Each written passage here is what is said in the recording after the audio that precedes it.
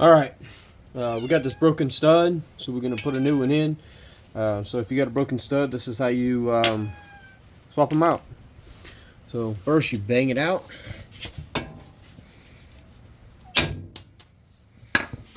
Then you stick this one in through the back side, and you can use several different things.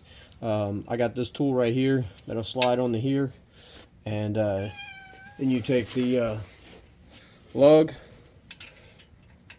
and you thread it in.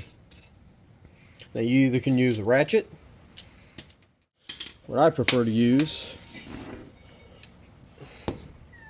is an impact.